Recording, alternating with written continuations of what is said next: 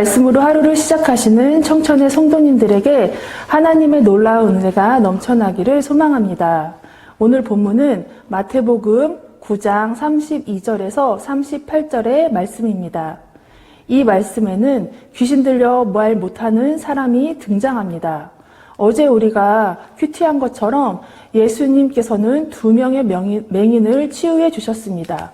그것을 보던 사람들이 말 못한 사람을 이번에는 예수님 앞에 데려온 것입니다.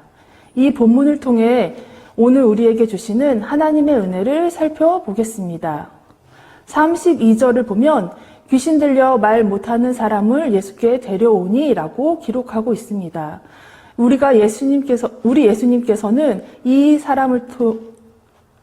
예수님께서는 이 사람 또한 깨끗하게 치유하셨습니다. 귀신이 떠나가고 말하게 되는 기적이 나타납니다. 이때 무리들은 예수님의 영적 권위와 능력을 놀랍게 여기며 감탄하고 이스라엘 가운데서 이런 일을 본 적이 없었다까지 이야기합니다. 그런데 같은 자리에서 동일하게 예수님의 기적을 바라본 자들 중에는 바리새인들도 함께 있었습니다.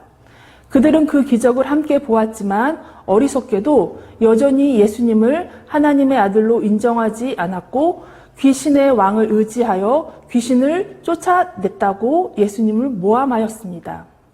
사랑하는 성도님들, 지금까지 우리에게 허락하신 하나님의 은혜를 기억하십니까?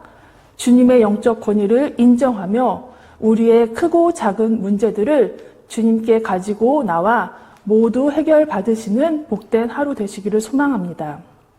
계속해서 예수님께서는 두루 다니시며 사람들을 가르치셨고 천국 복음을 전파하시며 모든 병을 고치십니다.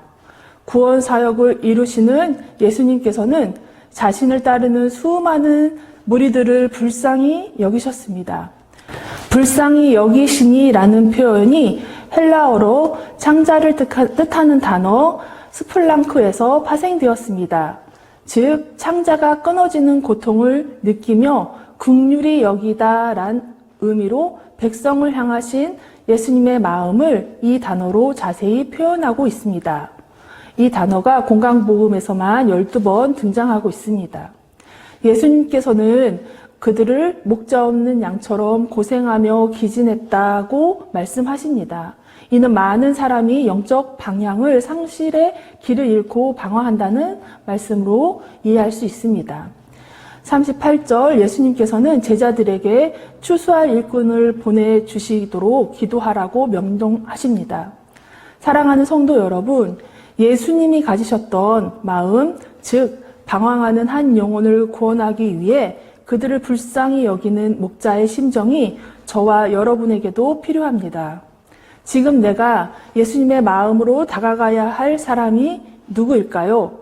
또 그를 위해 구체적으로 무엇을 실천해야 할지 오늘 하루 말씀을 묵상하시며 결단하시기 바랍니다. 우리가 우리의 이웃을 불쌍히 여기면 섬길 때 그들은 주님의 마음을 깨닫게 되고 주님께서 바라시는 참된 제자로 성장하게 될 것입니다. 오늘도 예수님처럼 이 심령이 가난한 영혼들을 불쌍히 여기며 복음을 전하는 구원 사역에 힘쓰시는 복된 하루 되시기를 소망합니다.